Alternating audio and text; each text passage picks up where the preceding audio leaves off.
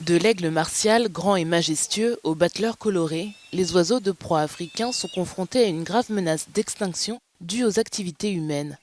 Un rapport fait état d'un déclin stupéfiant du nombre de rapaces et d'une dépendance croissante à l'égard des zones protégées censées garantir la sécurité de ces oiseaux. Même à l'intérieur de ces zones, les oiseaux de proie préfèrent par nature les perchoirs surélevés tels que les pylônes et les lignes électriques de distribution desquels ils peuvent être électrocutés. Non seulement les oiseaux de proie sont en déclin en dehors des zones protégées, ce qui était un peu attendu, mais nous avons également constaté qu'un grand nombre d'entre eux, en particulier les grands oiseaux de proie comme les aigles et les vautours, ont également décliné à l'intérieur des zones protégées. Si l'on examine ce qui se passe en Afrique, on constate donc que certaines de nos zones protégées ne protègent pas réellement nos espèces, soit elles ne sont pas assez grandes, soit elles sont mal gérées, de sorte que les populations de proie nécessaires à la survie de ces rapaces n'existent plus. Les empoisonnements de représailles des communautés pastorales visant les prédateurs tels que les lions et les hyènes ont également, involontairement, conduit au déclin des oiseaux charognards tels que les vautours et les aigles. Une étude récente révèle des déclins tout aussi alarmants chez d'autres rapaces de grande taille qui ne dépendent pas des charognards et sont moins susceptibles d'être empoisonnés.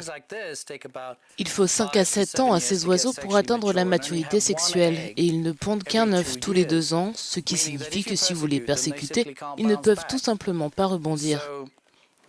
C'est pourquoi les oiseaux de proie sont beaucoup plus vulnérables que les grands carnivores à bien des égards. Ce déclin des oiseaux de proie est donc lié aux graves conséquences de l'expansion rapide de l'homme et de l'agriculture sur les vautours, ainsi qu'à l'altération de l'habitat et à l'empoisonnement.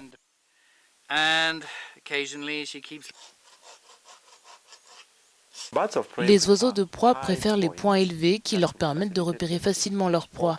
Et ces points élevés comprennent les pylônes et les lignes électriques de distribution de sorte que lorsqu'ils se posent ou se tiennent sur ces pylônes, ils sont exposés à l'électrocution.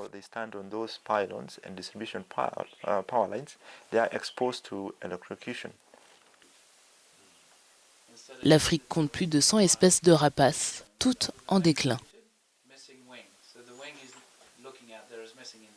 The female was electrocuted, and the other one was actually